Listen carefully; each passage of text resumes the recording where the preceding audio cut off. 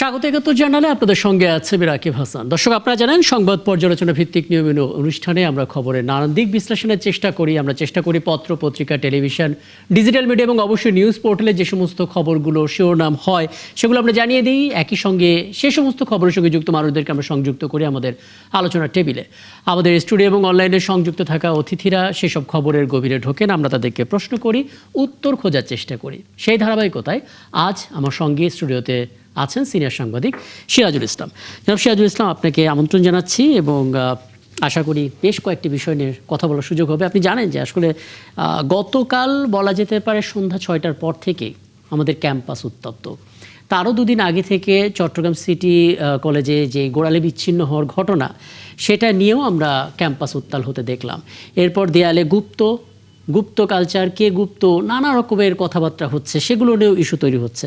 সবচেয়ে ভয়ঙ্কর ব্যাপার, জামাত ইসলামীর সেক্রেটারি জেনারেল মিয়া গোলাম পরোয়ারের যে বক্তব্যগুলো আছে আমার হাতে, সেগুলোর প্রত্যেকটা আসলে শঙ্কা জাগানোর মতো। মানে রণাঙ্গন তৈরি হয়ে গেল কিনা অনেকে হয়তো সেটা ভাবতেও শুরু করেছেন।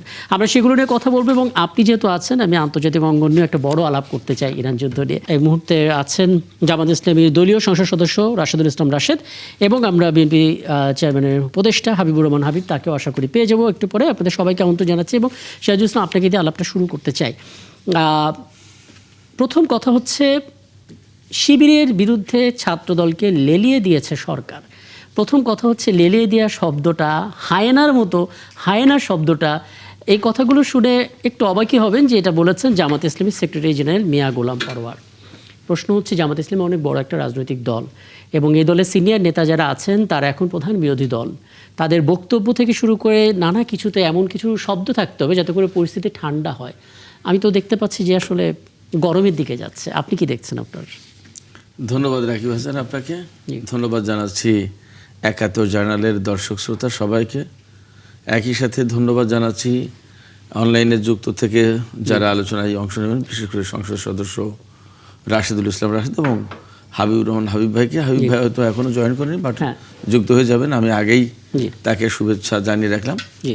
আপনি যে প্রশ্ন করলেন সেই প্রশ্নের ব্যাপারে আমি একটু বলি যে সমস্ত শব্দ শুনে আপনি অবাক হচ্ছেন, যে সমস্ত শব্দ ব্যবহারের ক্ষেত্রে আমি একদম মোটেই অবাক হইনি।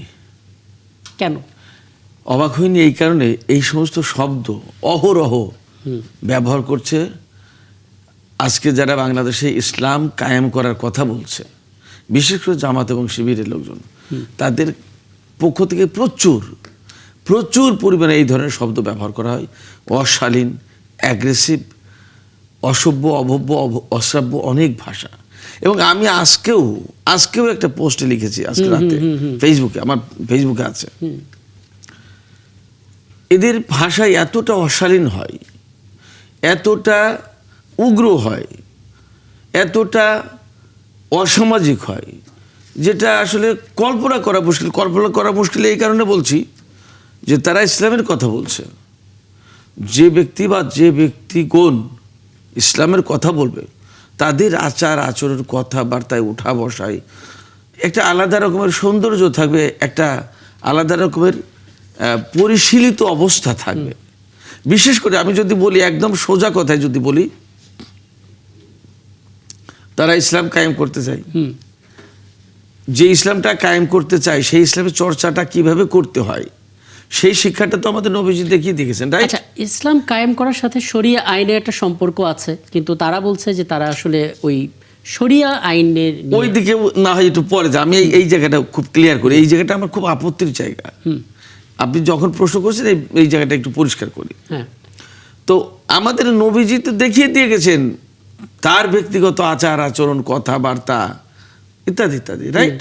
একদম। তো যখন তিনি দেখিয়ে দিয়ে গেছেন এবং সেটা একদম আমাদের সামনে পরিষ্কার আছে, তো যারা ইসলাম প্রতিষ্ঠার কথা বলেন তাদের সামনে কি এটা পরিষ্কার না যে নবীজির শত্রুরা যখন নবীজির সাথে যুদ্ধ করছে বা নবীজিকে খারাপ ভাষায় কথা বলছে, কটূক্তি করছে, তাকে ডিস্টার্ব করছে, তার সাথে শত্রুতা করছে, সেই সমস্ত জায়গায় জবাবে নবীজি কি করছেন, কি বলছেন, কতটা ধৈর্য ধারণ করছেন, কথা বললে তার ল্যাঙ্গুয়েজ, তার বডি ল্যাঙ্গুয়েজ, তার পরিমিতি বোধটা কোন জায়গায় কোন পর্যন্ত থাকছে এগুলো জানে না, তারা দেখে না।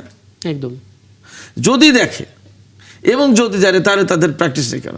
যদি প্র্যাকটিস না থাকে তাহলে কি ইসলাম প্রতিষ্ঠা? আমরা দেখতে সেই পাচ্ছি জায়গা যখন থেকে পার্লামেন্টে দাঁড়াচ্ছেন কিংবা কোনো সমাবেশে কথা বলছেন জামাত ইসলামীর আমির, তিনি এক ধরনের টোনে কথা বলছেন, কিন্তু তার পরবর্তী থেকে আমরা দেখতে পাচ্ছি নানা রকমের কঠিন কঠিন শব্দ। এইটা হলো আর একটা সংকট, এটা হলো আর একটা সংকট। তার মানে আপনি এক জায়গায় বলছেন একরকম, আর এক জায়গায় গিয়ে বলছেন সেই আপনার অবস্থান চেঞ্জ করে ফেলছেন, আপনার ল্যাঙ্গুয়েজ, আপনার মাইন্ডসেট সমস্ত সব কিছু চেঞ্জ করে ফেলছেন, এবং আপনি আপনার এক্সপ্রেশনটাও চেঞ্জ করে ফেলছেন। তারেক রহমানের সাথে দেখা হলে এক রকমের আচরণ, আর তারেক রহমানের বিরুদ্ধে কথা বলতে গিয়ে জনসভায় আর এক রকমের আচরণ, আর এটা তো ডাবল স্ট্যান্ডার্ড, দ্বিচারিতা। এটা ইসলামের পরিভাষায় একটা কথা বলে, সেটা আমি বললে তো বেশি ইয়ে হয়ে যাবে। আপনি যে পয়েন্টটা বলেছেন, আমার মনে হয় যে আমাদের ইসলামী দলীয় সংসদ সদস্য রাশেদুল ইসলাম রাশেদ সেটা শুনেছেন। আমরা কি পাচ্ছি রাশেদুল ইসলাম রাশেদকে? জনাব রাশেদুল ইসলাম রাশেদ, আপনাকে আমন্ত্রণ জানাচ্ছি, মাননীয় সংসদ সদস্য। এবং আপনি জানেন দেশের ঠিক এই মুহূর্তে পরিস্থিতিকে, আমাদের ক্যাম্পাসগুলোর উত্তাল রয়েছে, বেশিরভাগ ক্ষেত্রেই বক্তব্য, পাল্টা বক্তব্য এবং নানামুখী আচরণ, নানামুখী ঘটনা চলছে। আমরাও সেগুলো কভার করছি, সেগুলো নিয়ে আলাপও করছি। এবং আমরা জানি যে শিক্ষার্থীরা যখন এ জাতীয় পরিস্থিতি তৈরি করে, তখন শীর্ষ নেতৃত্বে যারা আছেন তাদের একটা বড় ভূমিকা থাকে। তারা তাদের জায়গা থেকে প্রজ্ঞা দিয়ে পরিস্থিতি ঠান্ডা করার চেষ্টা করেন। সেই জায়গা থেকে আসলে আপনার কাছে জানতে চাওয়া, জামাত ইসলামীর সেক্রেটারি জেনারেল মিয়া গোলাম পরওয়ার, সিনিয়র নেতা, তিনি হয়তো পরিস্থিতিটাকে তার মতো করে ঠান্ডা করতে পারতেন, কিন্তু বক্তব্যটা তিনি দিয়েছেন ছাত্রদলকে হায়নার মতো লেলিয়ে দিয়েছে সরকার। মানে এই জাতীয় বক্তব্যগুলো আসলে সংকটটাকে বাড়িয়ে দেয় কিনা, একটু কি মূল্যায়ন করবেন? ধন্যবাদ আপনাকে। আমি আপনার মাধ্যমে ৭১ টিভির সম্মানিত দর্শক শ্রোতাদের ধন্যবাদ জানাচ্ছি। আমি গাড়িতে থাকার কারণে হয়তো কিছুটা ইন্টারাপ্ট হতে পারে। না, সমস্যা নেই, আমরা শুনতে পাচ্ছি। জি জি, ধন্যবাদ আপনাকে। আপনি যেমনটি বলছিলেন যে বর্তমানে একটি বড় ধরনের সংকট সৃষ্টি হয়েছে, সেটি হলো যে ক্যাম্পাসগুলোতে ছাত্রদল এবং ছাত্র শিবির নানান ধরনের মুখোমুখি অবস্থানে চলে যাওয়া। এই বিষয়টি নিয়ে নেতৃবৃন্দের পক্ষ থেকে যে বক্তব্য দেওয়া হয়েছে, সেই বিষয়টি আপনার যে ব্যাখ্যার ধরন, আমি ব্যাখ্যার ধরনের সাথে একটু দ্বিমত পোষণ করছি। এখানে আমার মনে হয় যে আলোচনাটা হওয়ার দরকার ছিল যে চট্টগ্রামে একজন স্টুডেন্টের পায়ের গোড়ালি কেটে ফেলা হয়েছে, এবং গতকাল রাতে বা রাতভর ঢাকা বিশ্ববিদ্যালয়ের এরিয়ার মধ্যে, বিশেষ করে শাহবাগ থানায়, যখন একজন স্টুডেন্ট জিডি করতে গিয়েছে, সেই স্টুডেন্টের জিডি টপিকটাকে গুরুত্ব না দিয়ে সেই স্টুডেন্টের উপর অতর্কিত হামলা চালানো হয়েছে, এবং তাকে যখন রক্ষা করার জন্য বা সহযোগিতা করার জন্য ডাকসুর ২ জন লিডার সেখানে গিয়েছে, সেই মুসাদ্দেক এবং এবি জুবায়ের, তার উপর নির্বিচারে হামলা চালানো হয়েছে। এই যে একতরফা ভাবে হামলা চালানো, জানার চেষ্টা না করা, কারা ফটোকার্ড তৈরি করলো, কারা প্রচার করলো, এই বিষয়গুলো নিয়ে বিস্তারিত জেনে, যদি আমরা ধরি যে ছাত্রদল একটি বড় ছাত্র সংগঠন এবং দায়িত্বশীল সংগঠন, বর্তমান সরকারের সংগঠন, ছাত্র সংগঠন বা বলা যায় বিএনপির ছাত্র সংগঠন, সেই জায়গা থেকে যদি তারা দায়িত্বশীল সংগঠন হয়, এরকম একটি দায়িত্বহীন এবং বলা যায় যে বর্বরচিত ঘটনার সাথে তারা সম্পৃক্ত হয়ে গেল পরপর কয়েকদিন ব্যাপী। এবং আজকে যেটি আমরা দেখলাম যে নেত্রকোনায় জামাতের এমপি মাসুম মুস্তফা পূর্বধলা, তিনি যদি নামাজে না থাকতেন, মসজিদে না থাকতেন, তথা গাড়িতে অবস্থান করতেন, তাহলে তো সেই হামলার শিকার তিনি হতেন, এবং আজকে জানি না আল্লাহ বাঁচিয়েছেন কি ঘটনা ঘটতো। এই পরিস্থিতিকে যদি আপনি মূল্যায়ন না করে, এই আলোচনাগুলোকে সামনে না নিয়ে এসে শুধুমাত্র জামাতের সেক্রেটারি জেনারেল মিয়া গোলাম পরওয়ার তার একটা টার্মকে সামনে নিয়ে কেন বললাম, আমি কি সেটা একটু ব্যাখ্যা দিই? মানে আমি একটু বলি, আপনি ছোট করে একটু বলি। হ্যাঁ, আমি ছোট করে একটু বলি কেন আমি ওনার কথা বললাম। প্রথমত হচ্ছে, আমি যদি টানা ওনার স্টেটমেন্টগুলো শোনাই, উনি আজকে বলেছেন ১৭ বছর বিদেশে থাকা লোকেরাই আসলে গুপ্ত, ছাত্রদলকে হায়নার মতো লেলিয়ে দিয়েছে সরকার। এর আগে তিনি এনসিপিকেও বলেছিলেন জন্ম নিয়ে বাপের সাথে পাল্লা দিও না। এরপর তিনি বলেছিলেন বিএনপি মানে ফাঁকি, গণভোটটা তার আগে করতে দেয়নি, নানা কিছু। আমার কথা হচ্ছে, এটা তো সিনিয়র নেতার বক্তব্য ঠিক এই মুহূর্তে বলার কথা না। মানে ছাত্রদল কিংবা শিবির দুটোই ছাত্র সংগঠন, এবং সিনিয়র নেতাদের দেখুন, রাজনীতিতে বক্তব্যের শেষ নেই। মাননীয় প্রধানমন্ত্রী তারেক রহমান গত পরশুদিন, মেবি অর নট, বগুড়াতে যে টাইপের বক্তব্য দিয়েছেন, এটি তো আমাদেরকে ভাবিয়ে তুলেছে, বা বলা যায় যে লজ্জাস্কর পরিস্থিতি সৃষ্টি হয়েছে যে একজন প্রাইম মিনিস্টার এই টাইপের টার্ম গুলো বলতে পারেন কিনা, যেগুলো আমি এখন মুখে উচ্চারণ করতে লজ্জা পাচ্ছি। এবং তিনি তার নির্বাচনী প্রচার কার্য যখন চলেছে তখন জামাতকে নিয়ে যে কুরুচিপূর্ণ কথাগুলো বলেছেন সেগুলো কিন্তু আমরা আর এখন স্মরণে আনতে চাই না, বা এগুলো আমরা আর উচ্চারণ করে সমাজে বিভ্রান্তি, প্রাইম মিনিস্টারের মতো একজন ব্যক্তির ব্যাপারে এই আলোচনাগুলো চলুক সমাজে, এগুলো আমরা চাই না। দেখুন আসলে এইভাবে পাল্টাপাল্টি এত বড় জায়গা থেকে আলোচনা আসুক, এগুলো কখনোই কাম্য নয়। কিন্তু ঘটনাগুলোকে আড়াল করার জন্য, ঘটনাগুলো ধামাচাপা দেওয়ার জন্য আমি মনে করি যে এই আলোচনাগুলো যদি এখন উল্টো ভাবে করা হয় তাহলে তো মানুষ বিভ্রান্ত হবে এবং সমাজে নৈরাজ্য ছড়িয়ে পড়ে। এই যে এখন বক্তব্য একেবারে ঠিক যে আসলে মূল আলাপে আমাদের থাকতে হবে, কিন্তু মুশকিল হচ্ছে যখন তো আমরা বলছি জামাতে ইসলাম, তার মানে ইসলামের যে একটা সৌন্দর্য আছে, সদাচরণ এবং সুবচন আছে, সেই জায়গাটা নিয়ে মানুষ প্রশ্নটা তোলে আর কি। উচ্চারণ করেছেন সেগুলো ইসলামের টার্মের সাথে বা ইসলামের ম্যানার্সের সাথে কোথায় সাংঘর্ষিক হয়েছে আমি তো দেখছি না। এখানে হায়নার মতো লেলিয়ে দেওয়া হয়েছে, লেলিয়ে দিয়েছে সরকার। রিয়েলি তো ঘটনা তো তাই ঘটেছে, হায়নার মতো লেলিয়ে দেওয়ার মতো ঘটনাই তো ঘটেছে। যদি বিএনপির পক্ষ থেকে বা ছাত্র দলের পক্ষ থেকে চট্টগ্রামে যে বর্বরচিত ঘটনাটি ঘটেছে সেটিকে যদি অস্বীকার করা হয় এবং সেই স্টুডেন্ট যিনি পরিচয় দিয়েছেন তিনি নিজে স্বীকার করেছেন যে সে ছাত্র দলের রাজনীতির সাথে জড়িত এবং তার হাতে চাপাতি দেখা গেছে এবং রাজপথে সে চাপাতি নিয়ে ঘুরছে, রাজপথে ঠেকিয়ে সে ঘুরছে, সেই বিষয়গুলো কিন্তু আমরা দেখেছি। তো এরপরেও এটাকে কি বলবো, কি ভাষায় উচ্চারণ করা যায়? আপনি আপনার জায়গা থেকে খুব চমৎকার করে ব্যাখ্যা দিয়েছেন। আপনি আছেন আমাদের সঙ্গে, রাশেদুল ইসলাম রাশেদ আমাদের সঙ্গে আছেন। আমরা বোধহয় সংযোগটি স্থাপন করতে পেরেছি বিএনপি চেয়ারম্যানের উপদেষ্টা হাবিবুর রহমান। হাবিব, আপনি আমাকে শুনতে পাচ্ছেন? জি জি, হ্যাঁ শুনতে পাচ্ছেন না? হ্যাঁ আমি শুনতে পাচ্ছি। আশা করি একটু পর আরো স্পষ্টভাবে আমরা দেখতেও পাবো। আমার সঙ্গে এই মুহূর্তে আছেন সিনিয়র সাংবাদিক সিরাজুল ইসলাম এবং আপনার সঙ্গে অনলাইনে এই মুহূর্তে আছেন জামাতে ইসলামী দলীয় সংসদ সদস্য রাশেদুল ইসলাম রাশেদ। দেখতে পাচ্ছেন না আমাকে? হ্যাঁ আমি আপনাকে দেখতে পাচ্ছি কিন্তু পরিষ্কার না, ব্যান্ডউইথের একটু সমস্যা, এটা হয়তো ঠিক হয়ে যাবে কথা বলতে বলতে। আমি তো জানতে চাচ্ছিলাম যে ঠিক এই মুহূর্তে ক্যাম্পাসের যে পরিস্থিতি, সেই পরিস্থিতি নিয়ে আসলে আপনারা যারা সিনিয়র নেতারা আছেন তারা কোনো ধরনের পদক্ষেপ নিচ্ছেন কিনা, কারণ ইতোমধ্যে আসলে জামাতে ইসলামের পক্ষ থেকে খুব জানানো হয়েছে ছাত্রদলকে হায়নার মতো লেলিয়ে দেওয়া হয়েছে, এরকম বক্তব্য এসেছে এবং সেই যুক্তিও তুলে ধরা হচ্ছে। আপনাদের দিক থেকে আসলে কোনো ধরনের পদক্ষেপ নিয়েছেন কিনা, কোনো বার্তা দেবেন কিনা আপনি? জি, আমি 71 টার্মিনালকে ধন্যবাদ, দর্শক শ্রোতাদেরকে সালাম, বিজ্ঞান শুভেচ্ছা।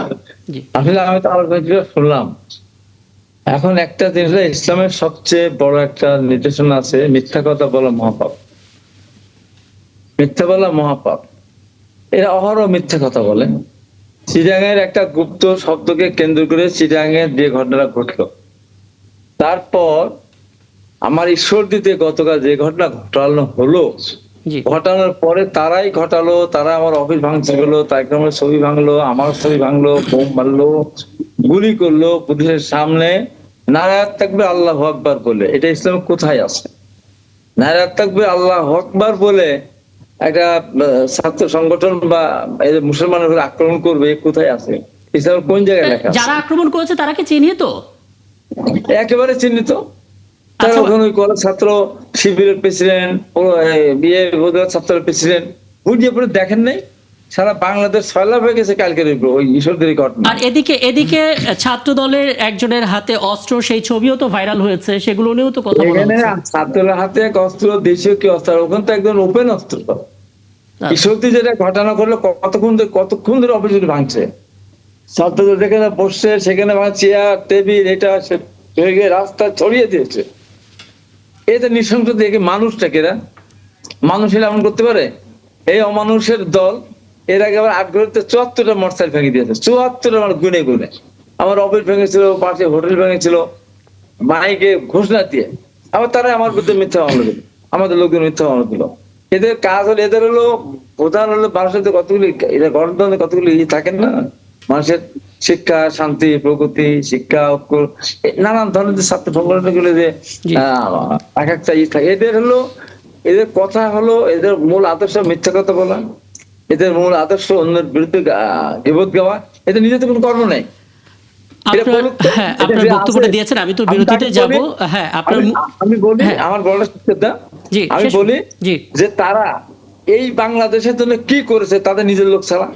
তারা মহান স্বাধীনতা যুদ্ধের সময় সরাসরি মুক্তিযুদ্ধের বিরোধিতা করেছে, লক্ষ লক্ষ মানুষ হত্যা তাদের। আচ্ছা, আমরা ঠিক এই মুহূর্তে ক্যাম্পাসে যা চলছে সেটা নিয়েই আলাপে থাকতে চাই, এবং আপনি যে পয়েন্টগুলো বলেছেন সেটা মাননীয় সংসদ সদস্য রাশেদুল ইসলাম রাশেদ নিশ্চয়ই শুনেছেন।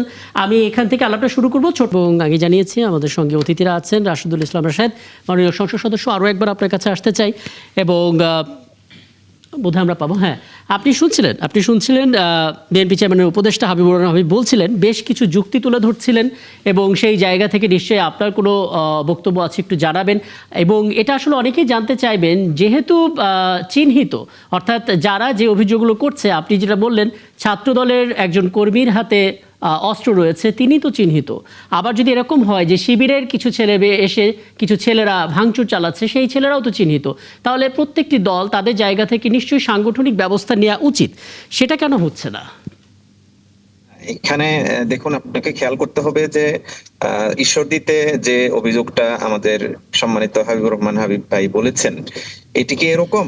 অথচ এখানে ঈশ্বরদীতে একটি মিছিল পূর্ব নির্ধারিত ছাত্র শিবিরের পক্ষ থেকে চট্টগ্রাম সহ সারা দেশে যে নৈরাজ্য, সেই নৈরাজ্যের বিপরীতে একটি প্রোটেস্ট। তো সেই প্রতিবাদ মিছিলে ভূত পেতে পূর্ব পরিকল্পিত এবং আরো কি বলে এটাকে দুঃখজনক ঘটনা আছে যে এই উৎপেতে যে থাকা হবে, ছাত্র শিবিরকে মারা হবে, এগুলো ফেসবুকে আগে থেকে প্রচারণা করেছে। এই কথাগুলো কিন্তু পরবর্তীতে পাওয়া যাচ্ছে সোশ্যাল মিডিয়াতে। এবং আগে থেকে লাঠিসোঁটা নিয়ে অবস্থান করে এই যে উৎপেতে হামলা চালানো হলো। আর আমাদের হাবিব ভাই বলে ফেললেন এখানে যে একতরফা ভাবে কি বলে ভাঙচুর করেছে। বিষয়টি কি এরকম ছিল? এখানে যখন ছাত্র শিবিরের উপর হামলা চালানো হয়, তখন কি ছাত্র শিবিরের অধিকার নাই আত্মরক্ষার?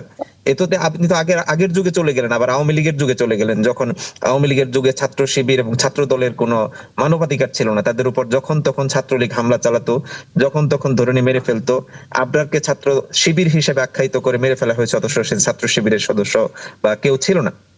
এই বর্বর যুগে তো আমরা ফিরে যেতে চাচ্ছি না। আপনি যেমনটি বলেছেন যে দলের পক্ষ থেকে কোনো মেজার নেওয়া হবে কিনা, অবশ্যই নেওয়া হবে। এবং সেটি ছাত্র শিবির যদি দেখে যে তাদের দলের পক্ষ থেকে কোনো কেউ অতিরিক্ত কিছু করেছে, বাড়াবাড়ি কিছু করেছে, তাহলে তাদের পক্ষ থেকে, আমি ছাত্র শিবিরের সভাপতি ছিলাম, আমরা সেই ব্যবস্থাগুলো নিয়েছি। কিন্তু বিএনপি দেখাক তাদের ব্যাপারে কি ব্যবস্থা নিয়েছে, এবং ছাত্রদল দেখাক কি ব্যবস্থা নিয়েছে। বরঞ্চ গতকালকে ছাত্রদল সভাপতি ঢাকা বিশ্ববিদ্যালয়ে উপস্থিত হয়ে প্রাথমিকভাবে কিছু ভালো পদক্ষেপ, ভালো কথাবার্তা বললেও পরবর্তীতে এই মব যেটি করা হয়েছে শাহবাগ থানায়, সেটির এগেইনস্টে তো তিনি কোনো পদক্ষেপ নেন নাই, কিছু বলেন নাই। এটি একটি আশ্চর্যের ব্যাপার এবং মর্মান্তিক ব্যাপার যে সংসদে মাননীয় স্বরাষ্ট্রমন্ত্রী মবের এগেইনস্টে বিরাট ঘোষণা দিয়ে দিচ্ছেন। বারবার তিনি বলছেন যে মবের বিরুদ্ধে অবস্থান নেওয়া হবে, অথচ গতকাল অত্যন্ত দুঃখজনক ভাবে শাহবাগ থানায় সেই মবের ঘটনাটি ঘটলো। এভাবে বৈপরীত্য বা দুই ধরনের কথাবার্তা যদি আমরা সংসদে দেখি, বাইরে দেখি, তাহলে তো আমরা দেশ নিয়ে খুব শঙ্কার মধ্যে পড়ে যাচ্ছি। হ্যাঁ, আপনি আসলে খুব গুছিয়ে খুব স্পষ্ট করে বললেন। আমি সিরাজুল ইসলাম আপনার কাছে আসতে চাই। আপনি হাবিবুর রহমান হাবিবের কথাও শুনলেন, রাশেদুল ইসলাম রাশেদের কথাও শুনলেন, যে যার জায়গা থেকে অপোজিশনকে আসলে দোষারোপ করছেন, নিজেদের জায়গা নিয়েও তারা কথা বললেন। আপনি আসলে কি দেখছেন? না, এখানে আমি যে বিষয়টা দেখি সেটা হচ্ছে যে এই আলোচনার সাকুল্যে যে কথা বলা যায়, জি, সেটা হচ্ছে যে জামাত ইসলাম তো ইসলামের কথা বলেন, রাশেদ ভাই যারা ওনারা তো ইসলাম প্রতিষ্ঠার কথা বলেন। তাই ইসলাম প্রতিষ্ঠার কথা বলতে গেলে তো ওই কথা চলে আসে যে আমাদের নবীজির, আমরা প্রত্যেকটা জায়গায় নবীজির আচরণটা কেমন ছিল, এই প্রসঙ্গে নবীজির কি আচরণ হতে পারতো বা নবীজির দিক নির্দেশনা কি, এরকম একটা প্রশ্ন তো থাকে একদম। তো আপনি চাইলে প্রশ্ন রাশেদ ভাইয়ের কাছে আমি এই জায়গা থেকেই বলতে চাই, একটা প্রশ্ন করি যে যেমন আপনি প্রথম প্রশ্ন যেটা বলেছিলেন যে হায়নার মতো লেলিয়ে দিয়েছে সরকার, উনি রাশেদ ভাই বললেন যে তারেক রহমান, প্রধানমন্ত্রী তারেক রহমানের একটা বক্তব্যের পরিপ্রেক্ষিতে কি এই হায়নার মতো লেলিয়ে দেয় কথাটা বলতে পারে না, এই বললেন। এটা কি খুব যুক্তিযুক্ত হলো? আমি তা বলিনি। আচ্ছা, আমি কিন্তু তা বলিনি যে একজনের বক্তব্যের এগেইনস্টে আরেকজনের এই বক্তব্য দিতে পারে। আমি বলেছি যে আমাদের দেশে এই বক্তব্যের যে কালচার চলছে, এইগুলো অবশ্যই সংযত হওয়া দরকার। আমি মনে করি, ব্যক্তিগতভাবে আমিও মনে করি যে আমার দলের প্রধান বা দলের সেকেন্ড প্রধান যদি এরকম কোনো বক্তব্য দেন, তাহলে সেটি অবশ্যই খতিয়ে দেখা দরকার এবং দলকে অবশ্যই এগুলো নিয়ে পরস্পরের মধ্যে আত্মসমালোচনা করতে হবে। বাট আমি মনে করি যে বক্তব্যগুলোকে যদি আপনি খণ্ডিত করে শব্দ দিয়ে বিশ্লেষণ করে শুধুমাত্র উদ্যোগ নিতে যান বা সিদ্ধান্ত নিতে যান, তাহলে এটি ইনজাস্টিস হবে। আপনাকে পুরো ঘটনাটির এগেইনস্টে না। মূল্যায়ন করতে হবে। না না না এবং রাশেদ ভাই, আমি ইসলামের একটু ক্ষেত্রে বলি। আমি বলেছি যে কি কি বাধা সৃষ্টি করতে পারে আপনাকে ক্লিয়ার করে বলতে হবে। ইসলামের ম্যানার্স গুলো আমাদেরকে সামনে নিয়ে এসে হাজির করতে হবে। এরকম বলতে পারে কি পারে না, সেগুলোর ইসলামী ব্যাখ্যা কি সেটা আমাদের সামনে নিয়ে আসতে হবে। আচ্ছা, এবার সিরাজুল ইসলাম যদি। না, আমি যেটা বলতে চাইছিলাম সেটা হচ্ছে যে খণ্ডিত বক্তব্যের কিছু নেই। জি। জামাত ইসলামের সেক্রেটারি জেনারেল হ্যাঁ, মিয়া গোলাম পরোয়ার পরোয়ার সাহেব, সেক্রেটারি তিনি জেনারেল। যে বক্তব্য দিয়েছেন যে ছাত্র দলকে হায়নার মতো লেলিয়ে দিয়েছে, এই একটা সেন্টেন্স তো যথেষ্ট। এর তো খণ্ডিত অংশ কিছু নেই। এটা একটা কমপ্লিট সেন্টেন্স, কমপ্লিট যেখানে বলা কমপ্লিট হয়েছিল সেন্টেন্স, এটা। হ্যাঁ, এবং এই কমপ্লিট সেন্টেন্সের আচ্ছা, ভেতরে ছাত্র মূল দলকে শব্দ আপনি যেটা, সেটা হচ্ছে হায়নার হায়নার মতো মতো লেলিয়ে কিন্তু- দেওয়া। কিন্তু এটা রাশিদুল দলকে ইসলাম রাশেদ কিন্তু শুরু থেকে লেলিয়ে যেটা দেওয়া বলার হয়েছে। চেষ্টা করছেন, হ্যাঁ, যেটা বলার চেষ্টা করছেন যে ছাত্র দলের তাদের দিক থেকে এই বক্তব্যটা, যে ছাত্র দলের যে আচরণ সেটা অনেকটা হায়নার সাথে মিল পাওয়া যাচ্ছে, যেটা তারা তাদের জায়গা থেকে এই যুক্তিটা দিলেন আর কি। না, এই বক্তব্যটাও এক ধরনের আপত্তিকর বক্তব্য। জি। এটা আপত্তিকর বক্তব্য। তার আগে আমি যদি একটু প্রশ্ন করি, এই যে জুবাইর হামলার শিকার হয়েছে, সেই জুবাইরের একটা ভিডিও ফুটেজ আছে তো, যে অধ্যাপক জামাল। কুত্তার মতো পিটানো হবে, বিসমিল্লাহ বলে শুরু করা হবে, সদাকুল্লাহ আলী উল আজিম বলে শেষ করা হবে। এই বক্তব্যটা কি গ্রহণযোগ্য? এটা একজন শিবিরের কর্মী যিনি যারা ইসলামের কথা বলে, এটা কি গ্রহণযোগ্য কথা? আচ্ছা, এখানে রাশেদুল ইসলাম রাশেদ, আপনি নিজে শিবিরের সভাপতি ছিলেন এবং আমরা যখন ডাকসু ইলেকশন কিংবা জাকসু ইলেকশনের আগে আমি নিজে শো করেছি, প্রত্যেকটা ভিপি ক্যান্ডিডেট যারা ছিল তাদের সঙ্গে কথা বলেছি। শিবির সমর্থিত প্যানেলে যিনি ছিলেন সাদিক কায়েমের কথা বলতে পারি, সেই সময় যখন প্রার্থী হিসেবে ছিলেন খুব চমৎকার করে গুছিয়ে ইনফরমেটিভ কথাবার্তা বলেছিলেন। কিন্তু কখনো কখনো আমরা দেখতে পাচ্ছি শিবিরের গুরুত্বপূর্ণ সদস্যগুলো এরকম মারমুখী কথা বলছেন, সেগুলো ফুটেজ আবার ফেসবুকে ঘুরছে। এগুলো তো আসলে সাংগঠনিকভাবে তো এক ধরনের ব্যবস্থা নেওয়া উচিত আপনাদের, বা বার্তাটা দেওয়া উচিত। এখানে সাংগঠনিক ব্যবস্থা অবশ্যই নেওয়া হয় এবং কি বলে এটাকে, আমাদের তো ফেসবুকে তো ঘটনা হচ্ছে যে দেখা যাচ্ছে যে অনেক আগের অনেক বক্তব্যগুলোকে কাট করে প্রচার করা হয়। হয়তো দেখা যাচ্ছে যে আগে ব্যবস্থা নেওয়া হয়েছে, এখন তিনি বলছেন না, এরকম হচ্ছে আর কি। বাট আমি মনে করি যে অবশ্যই প্রত্যেককেই শালীন বক্তব্য দেওয়া উচিত, কথাবার্তার ক্ষেত্রে অবশ্যই মার্জিত কথা বলতে হবে এবং এই সব কিছুর এগেইনস্টে অবশ্যই সাংগঠনিক ব্যবস্থাও নিতে হবে। বাট আমি আবারও কিন্তু একটা কথাই বলছি আর কি, আমরা যে যাই বলি না কেন, যে যেভাবেই ভাষা প্রয়োগ করি না কেন, আগে খেয়াল করতে হবে তাকে সেই জায়গায় যেতে পরিবেশ তৈরি করে দিচ্ছে কে, এরকম উত্তেজিত হতে তাকে কে বাধ্য করছে, সেই বিষয়টিও কিন্তু দেখতে হবে। একতরফা ভাবে আপনাকে যদি গালিগালাজ করি, তো আপনি তো অনেক সময় বিরক্ত হয়ে যেতে পারেন। এই ঘটনাটি কিন্তু অনেক সময় ঘটছে। আমি আবারও আত্মপক্ষ সমর্থন করে বলছি যে ছাত্র শিবিরকে মারা জায়েজ, ছাত্র শিবিরকে যখন তখন পেলেই খুন করা জায়েজ। এই জায়গা থেকে যদি বাংলাদেশ না ফিরতে পারে, তাহলে আমাদের দেশকে অস্থিতিশীল করার জন্য বিগত দিনে ছাত্রলীগ ভূমিকা রেখেছে, আওয়ামী লীগ ভূমিকা রেখেছে। আমি বলতে বাধ্য হচ্ছি এখন নতুন করে বিএনপি, ছাত্রদল সহ তারা একসাথে যৌথভাবে ভূমিকা রাখার উদ্যোগ নিচ্ছে, এটুকুই আমি বলবো। সিরাজুল ইসলাম। না, আমি একটু বলি রাশিদ ভাইকে যে আপনি তো এখন বলতে বাধ্য হচ্ছেন, আসলে তো নির্বাচনের আগে থেকেই কতগুলো কথা বলা হচ্ছে যে বিএনপি ভারতের হাতে দেশ তুলে দেবে, দিল্লি না ঢাকা, ঢাকা ঢাকা, এই যে স্লোগান দিচ্ছেন, তার মানে কি বিএনপি মনে হচ্ছে যেন বাংলাদেশটাকে ভারতের হাতে তুলে দিয়েছে। এই যে স্বরাষ্ট্রমন্ত্রী, বর্তমান স্বরাষ্ট্রমন্ত্রী, তার নামের আগে কি লাগানো হয়েছে? শিলং সালাউদ্দিন, রয়ের এজেন্ট। বিএনপির মহাসচিবকে কি বলে, সবাই বলছে, মোটামুটি সাংগঠনিক ভাবে বলছে। এইগুলো কি ঠিক হচ্ছে? এটা এগুলো আসলে তদন্ত সাপেক্ষ এবং এখানে আসলে ওনার জায়গা থেকে এই ব্যাখ্যা দেওয়াটাও কঠিন, কারণ অনেক কিছু আছে সামাজিক যোগাযোগ মাধ্যমে, কে যে কোন মন্তব্য করেছে, মানে এটা আসলে খুঁজে পাওয়াটাও মুশকিল। আমরা সাম্প্রতিক সময় যেটা দেখলাম, আপনি তো গতকালকে দেখলেনই যে একটা ফটোকার্ড, যেটা সম্পূর্ণ ভুয়া ভিত্তিহীন একটা ফটোকার্ডকে সামনে নিয়ে এসে আমরা কখনো কল্পনা করতে পারিনি এই টাইপের কথাবার্তা। সেক্ষেত্রে রাশেদুল ইসলাম রাশেদ, আমরা কখনো আলাপের মধ্যে তৃতীয় কোনো পক্ষকে কেন টানছি না, আমরা বলছি না কেন যে মাঝখান থেকে কেন কেন কেন আমরা তো বলেছি এটা, এই ফটোকার্ড গুলো তৈরি করেছে বিগত ফ্যাসিস্টের দোসররা দেশে অস্থিতিশীল পরিস্থিতি তৈরি করার জন্য। এরকম প্রধানমন্ত্রী সহ প্রধানমন্ত্রী কন্যা, তিনি সম্মানিত মানুষ, এরকম সম্মানের জায়গায় এরকম নোংরা কুরুচিপূর্ণ অবস্থান তৈরি করার জন্য বিগত ফ্যাসিস্ট ভূমিকা রাখছে, এটা তো আমরা বলছি, বারবার বলছি। আচ্ছা, আমি একটু হাবিবুর রহমান হাবিবের কথা শুনতে রাকিব, আমি এখানে ছোট্ট একটু করে একটু বলি। রাশেদ ভাই, আপনি যেহেতু একজন এমপি এবং ছাত্র শিবিরের সভাপতি ছিলেন, দায়িত্বশীল ব্যক্তি, আমি ছোট্ট কয়েকটা তথ্য আমি আপনাকে দিই, আপনারা ভেতরে ভেতরে একটু যদি কাজ করেন তাহলে আমার মনে হয় যে পরিস্থিতি বেটার করার জন্য, ডেভেলপ করার জন্য রোল প্লে করবে। সেটা হচ্ছে একদম আমি পার্সোনালি কিছু লোকজনকে চিনি যারা ছাত্র শিবিরের সাথে বা জামাত ইসলামের সাথে জড়িত, একদম পার্সোনালি আমি চিনি। তাদের কাছ থেকে এমন কিছু বক্তব্য আসে, যেমন আপনি যে বলছেন যে প্রধানমন্ত্রী একজন সম্মানিত ব্যক্তি, অথচ আপনাদের শিবিরের কর্মীদের ভেতরে এতটা বেশি বিদ্বেষ, নোংরা কথাবার্তা এবং এত ঘৃণা প্রধানমন্ত্রী সম্পর্কে। খাম্বা তারেক বলে, মিস্টার 10% বলে, এবং মুসলেকা তারেক বলে। এই কথাগুলো আপনারা নিরসন করেন, আপনাদের দলীয় কর্মীদেরকে বলতে নিষেধ করেন। বাংলাদেশের পরিস্থিতি কিন্তু ভালোর দিকে যাচ্ছে না, এবং এই পরিস্থিতি নষ্ট করার জন্য নির্বাচনের আগে থেকে এই কথাগুলো বলা হচ্ছে, একদম মানে দলীয় ভাবে ঝাঁক বেঁধে শুরু করবে। আপনি দেখেন, এবং তাদের আমি আরেকটু বলি রাশেদ ভাই, আমি আপনার জ্ঞাতার্থে জানাই, আপনি একটু প্লিজ বিষয়গুলো যদি আমলে নেন, আপনারাই লাভবান হবেন। কারণ আপনাদের সমস্ত আলোচনার পরে কি আপনাদের দিকে তীর ছুঁড়ে মানুষ এইভাবে যে আপনারা তো ইসলামের কথা বলেন, আপনাদের কাছে এই আচরণ কেন? আপনাদের কর্মীদের ভেতরে এত বেশি অশালীন কথাবার্তা, নোংরা গালিগালাজ, যে কথাগুলো এইগুলো থেকে একটু নজর দিন। আসলে বক্তব্য পেয়েছি, রাশেদুল ইসলাম রাশেদের কাছে বক্তব্যটা পেয়েছি, এবং সংসদ সদস্য নিশ্চয়ই শুনলেন, তার জায়গা থেকে তিনি হয়তো সে ব্যবস্থা নেবেন। কিন্তু তিনি একটা কথা স্পষ্ট করে বলেছেন যে একপাক্ষিকভাবে আমরা শুধু শিবিরকে দায়ী করছি কিনা।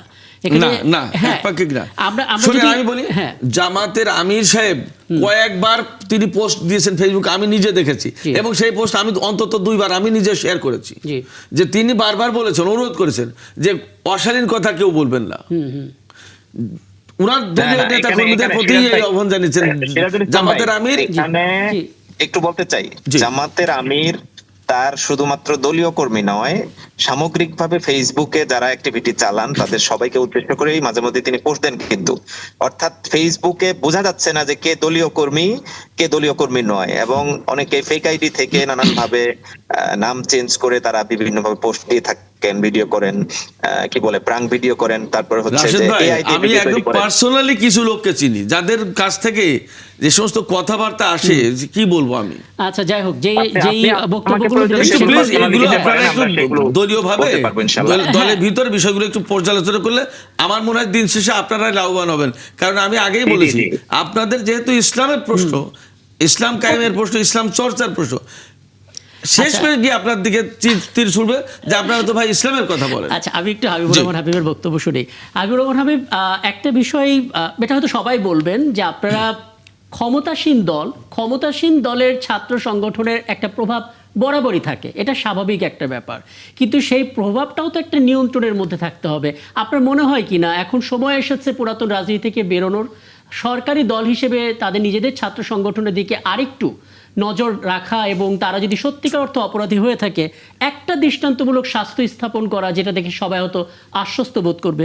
জি, আমি কি একটু যোগ করে দিব ভাইকে একটু প্রশ্ন, একটা ছোট্ট করে একটু পরে আমি আগে উত্তরটা পেরে তারপর আপনার কাছে আসবো, তখন যোগ করে দিতে পারেন। জি, প্রশ্ন যোগ করে দিতে চাচ্ছিলাম আর কি। আচ্ছা, দেন, বলেন। মানে বলছি যে বিএনপির ইশতেহারও কিন্তু চমৎকার করে এই লেজুর বৃত্তি করা হবে না এবং কি কি করা হবে না হবে ছাত্র সংগঠনগুলো নিয়ন্ত্রণের ক্ষেত্রে, এরকম চমৎকার কথা কিন্তু বলা আছে। এটুকু একটু জাস্ট যোগ করলাম। জি, হাবিবুর রহমান, আগে একটু বলতে দিবেন তো? হ্যাঁ, আপনাকে বলতে দিব, বলুন। জি, আমি শুনেই মজা পাচ্ছিলাম, না বললেই ভালো হতো। আচ্ছা, ঠিক আছে, তাহলে একটু বলি। জি, আমার ভাই রাশেদ, তাকে আমি আহ্বান জানাতে চাই, আর আপনাদের 71 টেলিভিশনকে বলতে চাই, ঈশ্বরদীর কথাটা তো আমার বাড়ি ওখানে, ঈশ্বরদীর একটা ভিডিও ফুটেজ দেখেন না, কি নৃশংসতা, কি স্লোগান, কি তাণ্ডব। তাদের কি একটা কিছু ভেঙেছে কোথাও? তাদের একজন লোককে এতটুকু আহত হয়েছে বলেন? একতরফা ভাবে তারা এই যে কাজগুলো যে করলো, করে যে নৃশংসতা চালালো, এর নজির নেই। আর আরেকটা কথা, যে আমাদের মাননীয় প্রধানমন্ত্রী বগুড়ায় কি বক্তব্য এমন দিয়েছেন, গুপ্তের কথা বলেছেন।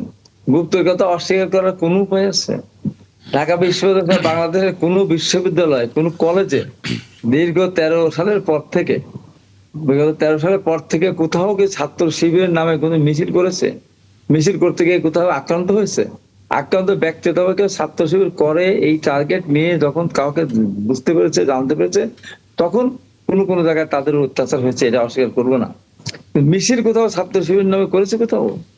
অথচ আন্দোলনের পর তারা বলছে যে আমাদের 154 জনের ভিতরে 109 জনই আমাদের সমন্বয়ক ছিল। তারা কি ছাত্র শিবির নামে সমন্বয়ক ছিল? ছিল না। তার কোন মিছিল করে সাদিক ক্যাম্প, সে কি দেখাতে পারবে কোন মিছিলে ছিল? সে ছাত্রলীগের মিছিলে ছিল। ডাক্তার জিয়া ছাত্রলীগের অসংখ্য ছাত্র শিবির, তারা ছাত্রলীগের মিছিলে হেলমেট বাহিনী, হেলমেট মাথায় দিয়ে তারা ছাত্রলীগের মানে একে নষ্ট করার জন্য তারা অগ্রণী ভূমিকা পালন করেছে। বলেন তো, এই যে বিশ্বযুগের ছাত্র শিবির জয় জয়কার, ছাত্র শিবিরের নামে এখানে তো গুপ্ত, এখানে ছাত্র শিবিরের নামে কিন্তু তারা প্যানেল দেয়নি, এখানেও গুপ্ত হয়েছিল, অন্যদেরকে নিয়ে একটা সাধারণ একটা রূপ ধারণ করার চেষ্টা করেছিল। এবং দেখেন এই সাদিক ক্যাম্প কি বললেন, জিয়া রহমানকে নিয়ে বললেন, জিয়া রহমান ফ্যাসিস্ট খুনি, তারেক রহমান চাঁদাবাজ খুনি। ম্যাডাম খালেদাকে ছাড়লেন না, ম্যাডাম খালেদাকে বললেন কি, এই তুমি একটা আত্মসাৎকারী। সোহাগ হত্যা হলো পুরোনো ঢাকায়, এর শিবিরেরও কেউ না, এটা অন্য দলের কেউ না, ওরা বন্ধু, ওরা ওই ভাঙড়ি ব্যবসায়ী নিয়ে ওদের দ্বন্দ্ব। হত্যাকাণ্ড তাদের নৃশংস, আমরা তার নিন্দা করেছি। আমাদের চেয়ারম্যান সাহেব বলে দিয়েছেন ওর জন্য কেন উকিল হিসাবে কেউ আদালতে না দাঁড়ায়, তাকে বহিষ্কার করা হয়েছিল। হ্যাঁ, আমরা কি একটু এখনকার প্রসঙ্গে আসতে পারি? আমি এখনকার কথাটা বলছি, আমরা বলতে গেলে খেলে আমাকে এখনকার কথা বলেন। আচ্ছা, এই যে কথাটা যে আসতেছে, সেদিন কি অপরাধ ছিল তারেক রহমানের? 1, 2, 3, 4 তারেক রহমানের কি করেন? তারেক রহমানের নামে কত, জিয়া রহমানের নামে, বেগম খালেদার নামে, তারা আসতে কিন্তু বলেই আসতেছে। এবং এই যে তাদের যে আমাদের বলেন তো, আমাদের ছাত্র দলের বা বিএনপির কোন নেতা কর্মী, জামাত ইসলামের কারুর নামে কোনোদিন কোন পোস্ট দিয়েছে কিনা, কোনো আমরা ফেসবুকে কোন বক্তব্য কোথাও বলেছে কিনা? হ্যাঁ, আমরা একটা কথা বলি, গুপ্ত, হ্যাঁ গুপ্ত তারা ছিল, গুপ্ত ছিল, এটা অস্বীকার করবো না। রাজাকার বলি, কি রাজাকার তারা ছিল, রাজাকার তারা সৃষ্টি করেছিল, আলবদর সৃষ্টি করেছিল, আসাম সৃষ্টি করেছিল, শান্তি কমিটি সৃষ্টি করেছিল। তারা স্বাধীনতাকে স্বীকার করে না, 71 বলে গোলমালের বছর, তারা জাতীয় শিবিরে কোনোদিনও যায় নাই, এবার তারা গিয়েছে। শহীদ মিনার কোনোদিনও যায় না, এবার গিয়েছিল, যখন জিজ্ঞাসা করেছে শহীদের আত্মার প্রতি সমবেদনা বা শান্তি দেওয়ার জন্য আসছেন না, বিরোধী দলের নেতারা আসতে এসেছি। এই যে তাদের যে কর্মগুলো, এখন এইটা রাজাকার যদি বলি যে আমার শিবির রাজাকার, এটাকে অস্বীকার করার উপায় আছে? সাদা বিরোধী, সে অস্বীকার উপায় আছে?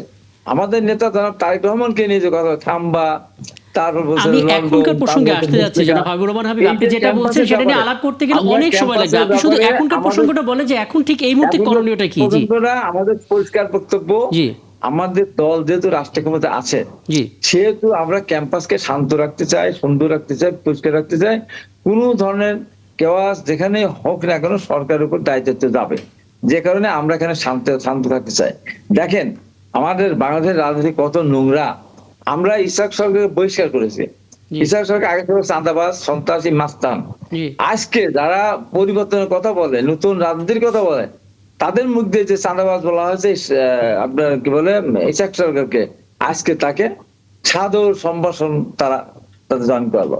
জামাত ইসলাম ওপেন বক্তব্য বলেছে, এই রেফারেন্স তো আমরা অতীতেও দেখেছি, মানে রাজনীতিতে কোনো কিছু শেষ না, রাজনীতি কোনো কিছু আমরা শেষ দেখি না।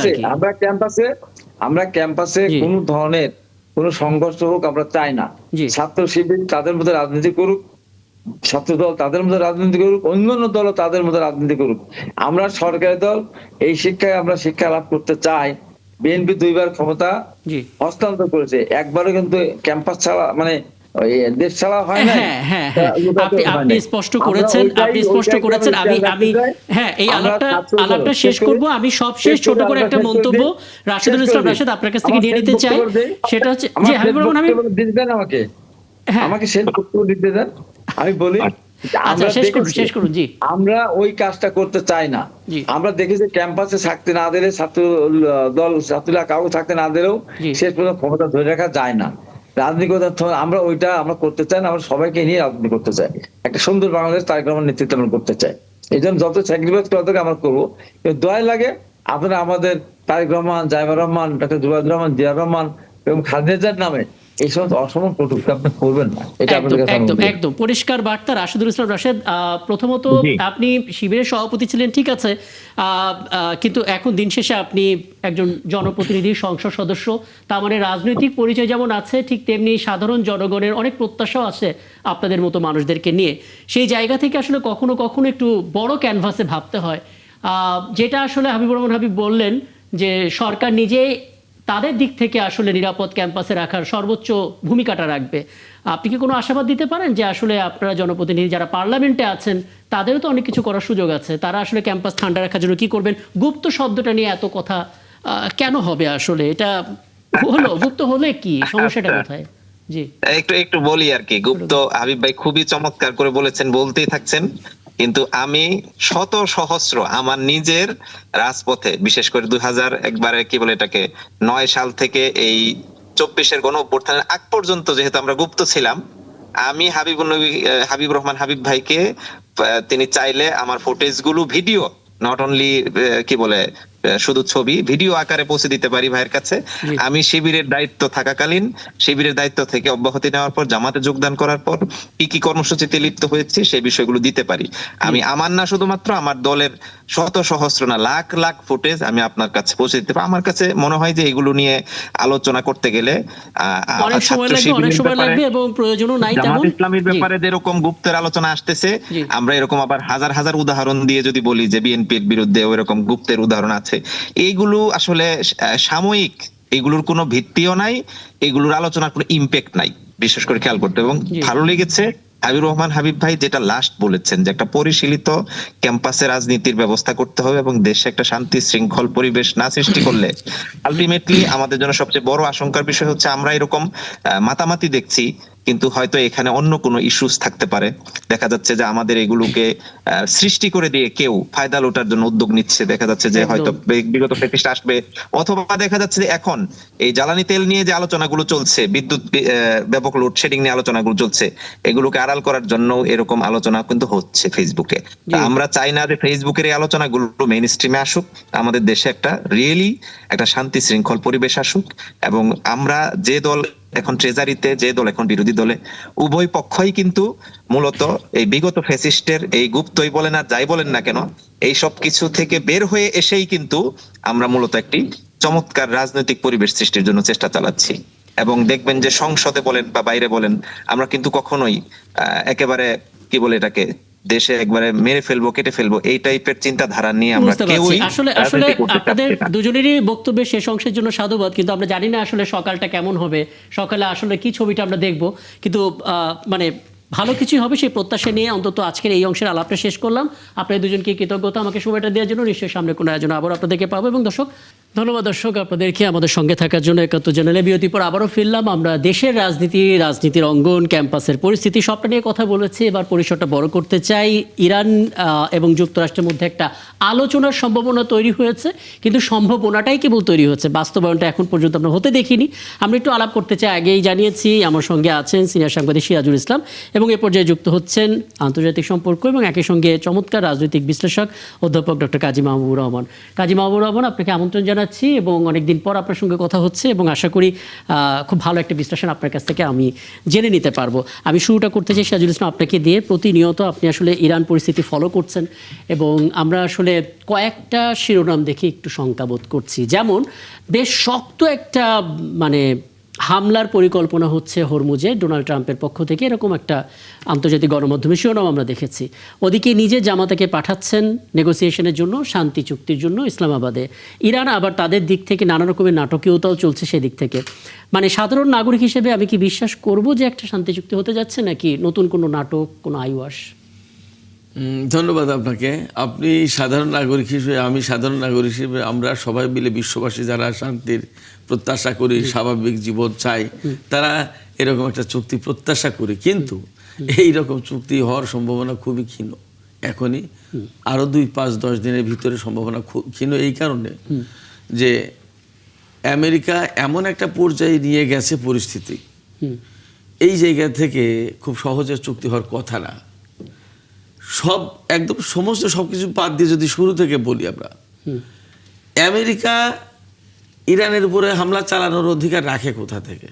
এই যে যুদ্ধটা করছে, হামলা চালিয়েছে আমেরিকা ইসরায়েল মিলে, এই অধিকার তাকে দিল কে? এই প্রশ্ন যদি করি, ইরান যদি প্রশ্ন করে আলোচনা টেবিলে বসে যে জারেড কুশনার, আব্বাস আরাকচি, ইরানের পররাষ্ট্রমন্ত্রী আব্বাস আরাকচি যদি জারেড কুশনারকে প্রশ্ন করে যে তুমি তো ডোনাল্ড ট্রাম্পের প্রতিনিধি, তুমি বলো তুমি একটা স্বাধীন দেশের নাগরিক, আমি একটা স্বাধীন দেশের নাগরিক, তুমি আমার দেশের উপরে হামলা চালানোর অধিকার আন্তর্জাতিক কোন আইনের বলে রাখো? এর জবাব আছে? নেই। এক। দুই হচ্ছে যে একটা দেশের সর্বোচ্চ নেতা থেকে শুরু করে বহু সংখ্যক মন্ত্রী, মিনিস্টার, সেনা কর্মকর্তা, বিজ্ঞানী একদম অবলীলায় পাখির মতো মেরে ফেললো, মানে চোখের সামনে ঘোষণা দিয়ে। এবং শুধু তাই না, কাকে কাকে মারবে, কাকে কাকে লিস্ট থেকে বাদ দেয়, এগুলো করছে। এইগুলো কি কোনো আইনের কথা না কোনো সভ্য সমাজের কোনো বিবেকবান সভ্য মানুষের কথা? এই প্রশ্ন যদি আব্বাস আরাকচি করে এই ডোনাল্ড ট্রাম্পের প্রতিনিধিকে, জারেড কুশনারকে বা উডকপকে, কি জবাব দেবে? দুই। তিন হচ্ছে যে পরমাণু সংকটকে কেন্দ্র করে এত কিছু, সেই পরমাণু সংকটকে যদি সংকট নিয়ে পরমাণু ইস্যুতে যদি আব্বাস আরাকচি প্রশ্ন করে যে তোমার কাছে বোমা আছে আর আমার কাছে পরমাণু কর্মসূচি আছে, কোনটা dangerous for the world? America কি জবাব দেবে? আছে জবাব? তিনটা প্রশ্নই আসলে। আচ্ছা, তিনটা প্রশ্ন। আমি আরেকটা প্রশ্ন করি, এই কথাগুলো বুঝতে হবে, এই কথাগুলো শোনা দরকার, খুব ইম্পর্টেন্ট। আরেকটা প্রশ্ন যদি করি যে তুমি এখন বলছো হরমুজ প্রণালী, এখন বলছো পরমাণু কর্মসূচি, নিষেধাজ্ঞা, অমুক তোমাকে এটা সেটা, তুমি যা দিয়ে শুরু করলে যে আমার দেশের অর্থনৈতিক সংকট, মানুষের উপর আমার নির্যাতন, নিপীড়ন, এই তো? তা আমার দেশের অর্থনৈতিক সংকট যে কারণে আমার দেশের মানুষ বিক্ষোভ শুরু করলো আর দ্বন্দ্ব কেওয়াস কন্দ লাগলো, এবং তুমি স্যাবোটাজ করার জন্য অস্ত্র দিয়েছো, সে কথা তুমি নিজেই স্বীকার করেছো, ডোনাল্ড ট্রাম্প নিজেই স্বীকার করেছে। তা তুমি কেন আমার দেশের উপরে তুমি নিষেধাজ্ঞা দিয়ে রেখেছো? আমার অপরাধটা কি? জবাব কি? তার মানে চারটা প্রশ্ন যদি আরেকজনের পক্ষ থেকে আসে, এই চারটা প্রশ্ন যদি করে আরাকচি, মার্কিন প্রতিনিধি দলের কাছে বৈঠক হবে না, তাদের সাথে বৈঠক আজকে হবে না। তো এই প্রশ্ন যদি ধরলাম যে ফর্মাল বৈঠক হলো, এই প্রশ্নগুলো যদি আব্বাস আরাকচি করে, আমি তো সাধারণ পর্যায়ে বহু দূর থেকে আমার মনে এই প্রশ্নগুলো আছে।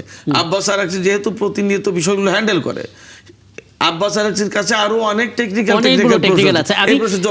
আমি চুক্তি কিভাবে হয়? অধ্যাপক কাজী মাহবুবুর রহমানের কাছে একটু আসি। কাজী মাহবুবুর রহমান, আপনি বরাবরই এমন কিছু কারণ উল্লেখ করেন যে কারণটা হয়তো আমরা খুব একটা ভাবি না। নিউ ওয়ার্ল্ড অর্ডারটাকে চেঞ্জ করে নতুন একটা বিশ্ব ব্যবস্থার দিকে যাচ্ছে, একটা ইঙ্গিত, একটা কথা আপনি বলেছিলেন। আর কি খুঁজে পাচ্ছেন আপনি যেটা নিয়ে আমরা এখন পর্যন্ত আলোচনা করিনি এই যুদ্ধ নিয়ে? আপনাকে অসংখ্য ধন্যবাদ। আমি চেষ্টা করছি সিরাজ ভাইয়ের প্রশ্নগুলোর উত্তর দিতে। জি। এখন প্রথম ব্যাপার হলো যে এটা তো আসলেই নৈতিকভাবে যায় না যে আপনি একটা দেশের উপরে আক্রমণ করবেন, কিন্তু আমরা এখন এটা খেয়াল করি না। বৈশ্বিক ব্যবস্থার গত 2 দশকে যে ডেভেলপমেন্ট হয়েছে, বিশেষ করে 1997 সালের পরে একটা মারাত্মক ডেভেলপমেন্ট হয়েছে। ওয়ার্ল্ড ব্যাংক এবং IMF এর কিছু সংস্কার কর্মসূচি ছিল বৈশ্বিকভাবে, গভর্নেন্স সংস্কার কমিশন মানে কর্মসূচি, সেগুলো কিন্তু আমরা প্রায় PRSP-র অধীনে, পভার্টি রিডাকশন স্ট্র্যাটেজির ব্যাপারের অধীনে প্রায় পৃথিবীর 145টা দেশ এগুলো করেছি, প্রায় বাস্তবায়ন করেছি। প্রায় 1 যুগ ধরে আমরা ওয়ার্ল্ড ব্যাংক এবং IMF এর এই শর্তগুলো বাস্তবায়ন করেছি। আমার কথা হলো এই 2 দশকে যে লিবারাল ইকোনমিক ডেভেলপমেন্ট করেছে, নিউ লিবারাল ইকোনমি ডেভেলপমেন্ট হয়েছে, তার ফলে আমরা এখন এমন এক শৃঙ্খলার মধ্যে আছি সারা বিশ্বব্যাপী, যে আপনি ট্রেড বলেন, ডেভেলপমেন্ট বলেন, ইকোনমিক ম্যানেজমেন্ট বলেন, আপনি অনেকগুলো বিষয়, যেমন ইকোনমিক ম্যানেজমেন্ট এখন পাবলিক গুডস হয়ে গেছে। মানে এটা আসলে এবং গ্লোবাল পাবলিক গুডস, যে আপনি অর্থনৈতিক ব্যবস্থাপনা যদি বাংলাদেশে খারাপ হয়, এটা আমেরিকা ধাক্কা লাগে, থাইল্যান্ডে খারাপ হলে আমেরিকা ধাক্কা লাগে, আমেরিকা খারাপ হলে থাইল্যান্ডে ধাক্কা লাগে, এইরকম হয়ে গেছে সারা বিশ্বে। যে কারণে অনেকেই বলতে চায় যে ইকোনমিক ম্যানেজমেন্ট একটা গ্লোবাল গুডস, সিকিউরিটি একটা গ্লোবাল গুডস। আপনার দেশে সিকিউরিটি নষ্ট হলে আমেরিকা সিকিউরিটি নষ্ট হয়, আমেরিকা সিকিউরিটি নষ্ট হলে আপনার দেশে নষ্ট হয়। এখন ব্যাপারগুলো হলো কি, আমরা আসলে এভাবে খেয়াল করি না। আপনাকে মনে করতে হবে, আমরা যখন বলি দেশ, আমরা কিন্তু গত 15 বছর যদি কিন্তু এই কথা শুনতাম যে দেশের উপরে মার্কিন যুক্তরাষ্ট্র নিয়ে আমাদের যারা ক্ষমতা ছিল তারা কিন্তু বলতো বাংলাদেশের ব্যাপারে এত ইন্টারভেনশন কেন করবে। আপনি দেশের প্রতিনিধি তখন হবেন যদি আপনি সুষ্ঠু, গ্রহণযোগ্য এবং বৈশ্বিকভাবে গ্রহণযোগ্য নির্বাচনের মধ্য দিয়ে ক্ষমতায় থাকেন। এই প্রক্রিয়াটা কিন্তু পৃথিবীর অনেক দেশে লঙ্ঘিত হচ্ছে।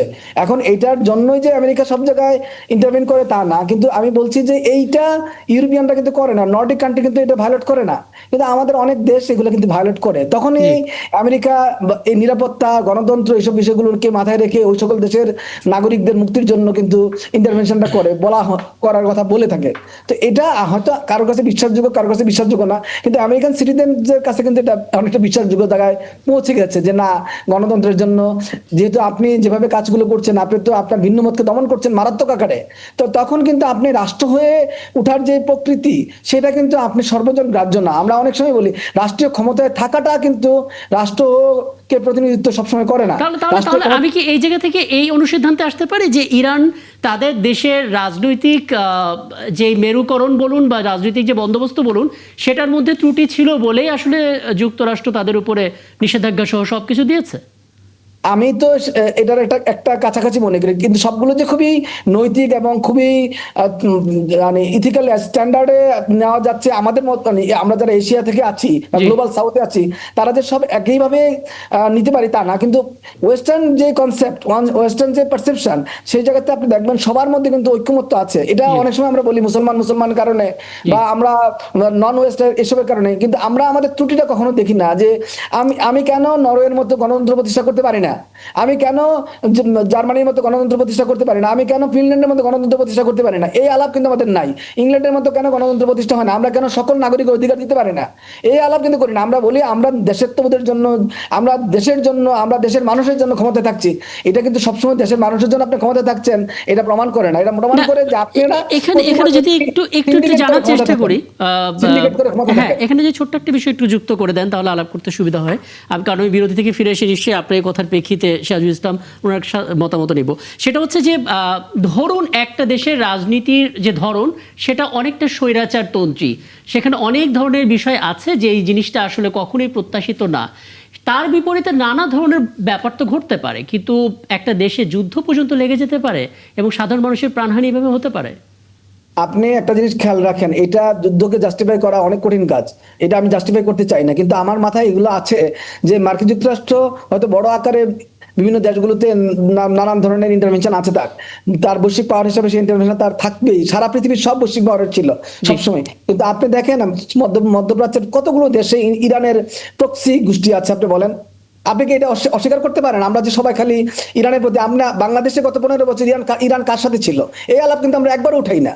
আমরা কিন্তু 5 আগস্টের শক্তি সবাই বলি, কিন্তু আপনি দেখেন গত 15 বছর কার সাথে ছিল। সাউথ এশিয়া ভারত পাকিস্তানের মতো যে লড়াই চলে সেই লড়াইয়ের ক্ষেত্রে ইরান কার পক্ষ নেয় এটা কিন্তু আমরা কখনো খেয়াল করি না। তো আমাদেরকে বুঝতে হবে যে ইরানের কিন্তু একটা রিজিওনাল শক্তি হয়ে ওঠার প্রবণতা আছে, এবং গত 500 বছর ধরে ইরানে যে মতবাদের মানে প্রিভিল করছে, যে মতবাদের গুরুত্ব আছে, সেই মতবাদটা কিন্তু মধ্যপ্রাচ্যে অনেক অস্থিরতাও তৈরি করছে। জি সরি জি, আমি আপনার এই পয়েন্টগুলো তো নিলাম, আপনি নিজে একটু পানি খেয়ে নেন, আমিও একটু পানি খেয়ে নিই ছোট্ট একটা বিরতির মাঝখানে, নিশ্চয়ই আরও কথা হবে। সবশেষ বিরতি নিয়ে ফিরলাম 71 চ্যানেলে আপনারা আছেন, আমরা আবারও আলাপে ফিরতে চাই। জনাব সিরাজুল ইসলাম, আপনি শুনছিলেন অধ্যাপক কাজী মাহবুবুর রহমানের কথা, তিনি তার নিজের গবেষণা বা নিজের বিশ্লেষণ থেকে এই মন্তব্যগুলো করেছেন এবং এর আগেও তিনি এই ব্যাখ্যাগুলো দিয়েছেন, যেটা আসলে বিভিন্ন সময় আমরা বিভিন্ন পর্যায়ে আলোচনা শুনে থাকি আন্তর্জাতিক গণমাধ্যমেও। ইরান বরাবরই চেষ্টা করে একটা আঞ্চলিক প্রভাব ধরে রাখতে, এবং বাংলাদেশে টানা 17 বছর মানে এই সাউথ রিজিয়নে তারা একটা দলের পক্ষে বা একটা দেশের সাপোর্টে মিত্র হিসেবে থেকেছে। তাদের নিজস্ব অনেক প্রক্সি ফেজাইল আছে, তাদের গ্রুপ আছে, যে সমস্ত বিষয়গুলো বারবার মধ্যপ্রাচ্যের জন্য হুমকি হয়ে দাঁড়ায়। প্রশ্ন ওঠে ইরানের ভূমিকা নিয়ে। আজকের এই যুদ্ধ পরিণতির জন্য আসলে ইরানের এই সমস্ত স্ট্র্যাটেজি কতটা দায়ী? আসলে এর কোনোটাই দায়ী না। আচ্ছা, দায়ী হলো আমেরিকার সাম্রাজ্যবাদী নীতি, আর কিছু না। আচ্ছা, মধ্যপ্রাচ্যে যে সংকট তৈরি করেছে, এই যে জিসিসি তৈরি করেছে, আমরা যদি মধ্যপ্রাচ্যের মাঝ, আপনার এখানে সময় কতটুকু আছে? আমার হাতে আর 8 মিনিট আছে, আপনি 4 মিনিট। এবং আচ্ছা, যাই হোক, কথা তো অনেক কথা। পারস্য উপসাগরের উত্তর পাড়ে ইরানের অবস্থান কেমন? পশ্চিমের মাঝামাঝি থেকে দক্ষিণ পাড় পুরোটা এসে কুয়েত, ইরাক, বাহরাইন, সৌদি আরব, কাতার, সংযুক্ত আরব আমিরাত, একটা অংশে এসে ওমান, কেমন কান্ট্রি। জি, তো এই যে পারস্য উপসাগরের পাশে যে আরব কান্ট্রিগুলো, এই আরব কান্ট্রিতে আমেরিকা জিসিসি তৈরি করেছিল কেন? ইরানের বিপ্লব এবং ইরানকে ধ্বংস করার জন্য। কি জন্য, কেন? ইরানে ইসলামিক বিপ্লব হয়েছে। ইসলামিক বিপ্লবের মানে হচ্ছে এই আমেরিকাকে সিম্পলি না করে দিয়েছে।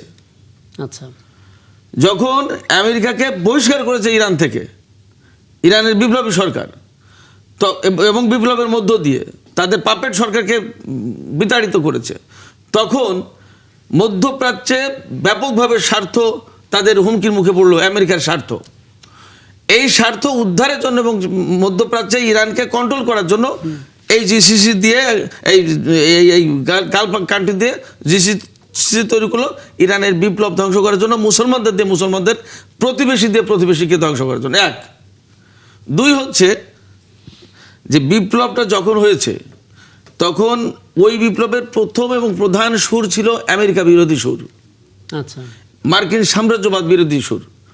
এই মার্কিন সাম্রাজ্যবাদকে যখন ইরান না করেছে তখন সারা বিশ্বের একটা প্রভাব পড়বে এবং বিশ্বের বহু দেশ দিকে দিকে জেগে উঠবে আমেরিকার বিরুদ্ধে, মার্কিন বিরোধী মনোভাব তৈরি হবে। এবং ইরান আজকে বলেছে, কালকে আরেক দেশ বলবে, কালকে আরেক দেশ বলবে, এইভাবে সারা বিশ্বে আমেরিকার প্রভাব ক্ষুণ্ণ হবে। এই জায়গা থেকে ইরানকে যাতে ওইখানেই ধ্বংস করে দেওয়া যায়, এই জন্য বিভিন্নভাবে চেষ্টা করেছে। সো আজকের যে যুদ্ধ বা আজকের যে পরিস্থিতি, এই পরিস্থিতির জন্য ইরান দায়ী না, মার্কিন সাম্রাজ্যবাদী নীতি দায়ী। আচ্ছা, আমি এই অংশটা নিয়ে একটু কাজী মাহবুবুর রহমান, আপনি একমত কিনা? কারণ অনেকগুলো কারণ আপনি বলেছেন, কিন্তু মোটা দাগে এটা অনেকেও বলেন যে যুক্তরাষ্ট্রের কিছু সাম্রাজ্যবাদী নীতি আছে। আপনি শুনতে পাচ্ছেন আমাকে? জি, শুনতে পাচ্ছি। হ্যাঁ, সাম্রাজ্যবাদী কিছু নীতি আছে যে নীতির বিরুদ্ধে আসলে কথা বলতে শুরু করেছে অনেক দেশ। ইরান সবার আগে সেই শুরুটা করেছিল ইসলামী বিপ্লবের মধ্য দিয়ে। জি, আপনাকে বলি, আপনাকে অসংখ্য ধন্যবাদ। এই এবং আমেরিকান বর্তমান সিভিলাইজেশন এবং অন্যান্য যে সিভিলাইজেশন গুলো ছিল, ব্রিটিশদের অধীনে আমরা ছিলাম, আমরা অটোমানদের অধীনেও ছিলাম, আমরা ফরাসিদের এক ধরনের নেতৃত্ব ছিল আফ্রিকার দেশগুলোতে, আপনি স্পেনের একটা নেতৃত্ব ছিল আপনার ল্যাটিন আমেরিকাতে। প্রত্যেকটা কলোনিয়াল রুলের সময় আপনি দেখেন যে মানুষ কোনো কথা বলতে পারতো না। আজকে আমরা আমেরিকার যে সমালোচনা করতে পারি, এটাও কিন্তু নিউ লিবারাল পলিসি। আমি যেটা বলতে চাই আপনাকে, দেখেন যে আমাদের এখানে যে আপনি 2018 সালে বলেন ড্যান মাজিনা বলেন, মার্শা বার্নিকাট বলেন, পিটার হাস বলেন, তারা প্রত্যেকে কিন্তু মানে একটা অবস্থানের কারণে একটা দেশের নিপীড়িত জনগণের পক্ষে অবস্থান নিতে গিয়ে কিন্তু কি পরিমাণ কথা, মানে একটা পর্যন্ত হাসের কথা বলা হচ্ছিল। তো আপনি কি পরিমাণ মানে নিপীড়ন, এক ধরনের বারবার নিপীড়ন বলেন, এক ধরনের মানসিক টর্চারের শিকার হয়েছেন। আমরা কিন্তু সেই বিষয়গুলো মনে রাখি না কখনো। এবং আজকে আমরা যে অবস্থানটা নিচ্ছি, মধ্যপ্রাচ্যের অন্যান্য যারা সুন্নি জনগোষ্ঠী আছে তাদের দিকে বিবেচনা করে দেখেন, তাদের জন্য ইরান যদি জিতে যায়, তাহলে তার যে সম্প্রসারণবাদী নীতি, বিশেষ করে তার যে ধরেন আজকের যে ইয়েমেনের অবস্থা, এটাতে আপনি খেয়াল করে দেখেন, মানে হুতি, মানে এই যে ইরানের যে ইয়েমেনের যে প্রবলেম তৈরি হয়েছে, যে ক্রাইসিস তৈরি হয়েছে এবং এটা যেটা আছে, এগুলো যদি আমরা বিবেচনা করে দেখি, আমরা তো দেখি না যে ইরান হয়তো ছোট পাওয়ার, তাই ছোট অ্যাম্বিশাস।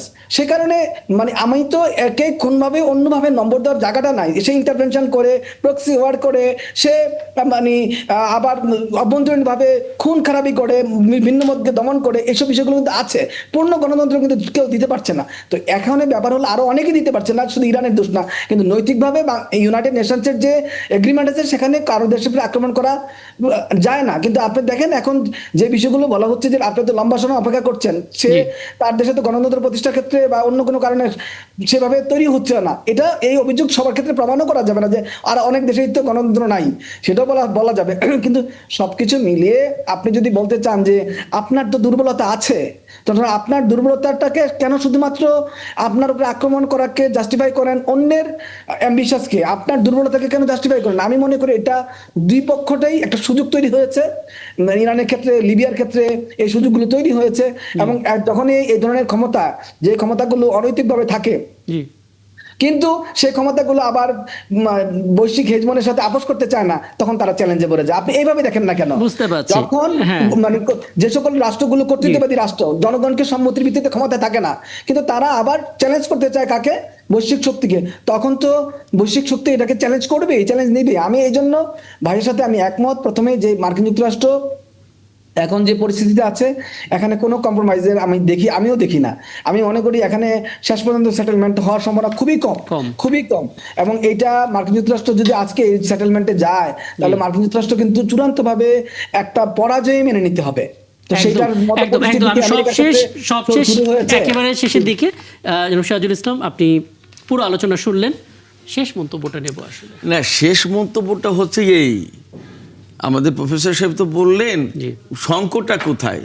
আমেরিকা গণতন্ত্র প্রতিষ্ঠার নামে পুরো জনপদটাকেই ধ্বংস করে দেয়। কিন্তু ইরান যে সম্প্রসারণ নীতিটা নিয়েছে, কোথায় ইরান সম্প্রসারণবাদী যেটা নীতি আসলে নিয়েছে? এটা তো ওনার জানার ভুল। আচ্ছা, এটা ওনার জানার ভুল। ইরান সম্প্রসারণবাদী নীতি নিয়েছে কোথা থেকে? ইরান তো সেই জায়গায় আছে, সেই ভূখণ্ডেই আছে। সম্প্রসারণবাদী নীতি তো কোথাও নেয়নি। ভেনিজুয়েলার ভূগো সাহেব মাদুরো কি সম্প্রসারণবাদী নীতি নিয়েছিল? ডাকাতের মতো ধরে নিয়ে আসলো একটা রাতের অন্ধকারে। ভালো যুক্তি হতে পারে কাজী মাহবুবুর রহমান। এটা কি কোনো কথা হলো নাকি? আমেরিকার পক্ষে কোনো কথা বলার কোনো সুযোগ নেই। এটা শুনে নি। হ্যাঁ জি, বসেছিল মাদুরো জনগণের উপর চেপে বসেছিল। এইভাবে ধরে আনা যাবে কিনা সেই বিতর্ক আমরা করতে পারি, কিন্তু মাদুরো একটা, আমি নির্বাচিত সরকার বলবো না, না, না, মাদুরোকে আমি মাদুরো খুবই খারাপ ওই দেশের জন্য, কিন্তু মাদুরোকে ধরে আনার অধিকার আমেরিকাকে কে দিল? এটা কোন আন্তর্জাতিক আইন দিল? আমেরিকার যেমন নাই মাদুরোকে আনার, তেমনি ভাবে মাদুরোরও ক্ষমতায় থাকার কোনো অধিকার নাই। না, না, মাদুরোকে থাকার ক্ষমতার অধিকার আছে কিনা সেটা তো আমি আপনি জাজ করব, সেটা তো করবে ওই দেশের জনগণ। শাসন আর মাদুরোর শাসনের মধ্যে পার্থক্য কিভাবে করবেন? আপনি তখন যদি আপনি সুবিধা নেন, শেখ হাসিনার ক্ষেত্রে যদি বৈশ্বিক শক্তির সাপোর্ট নেন, আর মাদুরের ক্ষেত্রে যদি আপনি বৈশ্বিক শক্তির সাপোর্ট না নিতে চান, তাহলে তো আপনি পার্টিজান হয়ে গেলেন। আর ভাই, আমি কোথায় সাপোর্ট দিলাম কোথায় সাপোর্ট দিলাম না সেটা তো প্রশ্ন না। একটা লাইনে যেতেই হবে। না, না, আমি কোথাও সাপোর্ট দিচ্ছি না। আমি মাদুরোর কথা বলি, প্লিজ একটু শুনেন আপনি। কেন মাদুরের ক্ষেত্রে এটা নিব না? নিব না এই সুযোগটা। মাদুরো তো অনির্বাচিত অবৈধ সরকার, একটা অবৈধ সরকার বললো যে দেশের প্রতিনিধি কিভাবে সম্ভব এটা? তাই বলে ঘোষণা দিয়ে না, না, এই অবৈধ সরকার আমি কোনো নম্বরই দিতে চাই না। রাখেন স্যার, কর্তৃত্ববাদী অন্যায়কারী জালেম সরকার। হ্যাঁ, অনেক ধন্যবাদ কাজী মাহবুবুর বুঝলাম। রহমান। আমি এই যে মাদুরো অবৈধ সরকার, এই অবৈধ সরকার দেখার দায়িত্ব কি ডোনাল্ড ট্রাম্পের না জাতিসংঘের? ডোনাল্ড ট্রাম্পের না। এই বিতর্ক আমরা করতে পারি, কিন্তু প্রথম বিতর্ক কেন করব না যে তিনি কেন ওই দেশে ক্ষমতায় থাকবেন? এটা কেন উনি কেন ক্ষমতায় দেখবেন সেটা তো দেখবে ওই দেশের জনগণ। নো ইন্টারন্যাশনাল সেটেলমেন্ট আছে ক্ষেত্রে। আমরা কেন ইন্টারন্যাশনাল সেটেলমেন্ট আছে? বুঝলাম, ইন্টারন্যাশনাল আইনে আছে, কিন্তু এটা দেখার দায়িত্ব কি ডোনাল্ড ট্রাম্পের? এটা কি কথা? শুধু আপনি তো পারছেন না। আপনি তো ডোনাল্ড ট্রাম্পের সাহায্য ছাড়া বাংলাদেশে পারেন নাই। পারেন নাই তো। আমি বাংলাদেশে কি পারলাম না কি পারলাম সেটা না, আন্তর্জাতিক আইনের যে প্রশ্নটা সেটা কি হবে? বাংলাদেশে এটা কোনো কথা হলো? আপনি একজন শিক্ষক মানুষ। আচ্ছা গাজী মাহবুবুর রহমান, আপনার বক্তব্য স্পষ্ট। আমি সবশেষ ছোট করে একটু জেনে নিতে চাই সিরাজুল ইসলাম। ধরুন আলোচনাটা ফলপ্রসূ হলো না, হ্যাঁ, আমার হাতে আর মিনিট খানেক বোধহয় সময় আছে। বাংলাদেশের জন্য আসলে কি অপেক্ষা করছে? মানে ভুগবো তো আসলে আমরা না, শুধু আমরা বাংলাদেশ না তো, সারা বিশ্ব ভুগবে। এবং এটা বুঝতে হবে, এই যে যুদ্ধটা তৈরি করেছে, সৃষ্টি করেছে তো আমেরিকা এবং ইসরায়েল। শুধু তাই না, যুদ্ধবিরতির ভিতরেও তো এই সমস্ত যুদ্ধবিরতি লঙ্ঘন করছে তারাই বলে যে যুদ্ধবিরতি দিয়েছে একতরফা ভাবে, এটা তো ইরান দিতে চায়নি, তারপরে তারা দিয়েছে। দেওয়ার পরে আবার সেই ইরানের বিরুদ্ধে অবরোধ করলো। যদি যুক্তরাষ্ট্র এই যুদ্ধবিরতি মেনে নেয়, বলা হচ্ছে যে যুক্তরাষ্ট্র অনেক বড় পরাজয়, ডেফিনেটলি পরাজয়, এবং তার জন্য অত্যন্ত বেদনাদায়ক লজ্জাজনক পরাজয় অপেক্ষা করছে। সেই সময় আসছে সামনে। আপনাকে অনেক ধন্যবাদ। আসলে বিষয়টা এত জটিল, একটা দীর্ঘ আলোচনার প্রয়োজন আছে, এবং কোন এক সময় অধ্যাপক কাজী মাহবুবুর রহমান আপনার সঙ্গে সরাসরি কথা বলার সুযোগ হবে, তখন আরো বিস্তারিত হয়তো জানতে পারবো। অনেক ধন্যবাদ সময়টা দিয়েছেন, এবং দর্শক আপনাদেরকে ধন্যবাদ আমাদের সঙ্গে থাকার জন্য। আগামীকাল আরো নতুন বিষয় নিয়ে কথা হবে ৭১ জানালে। থাকবেন আমাদের সঙ্গে।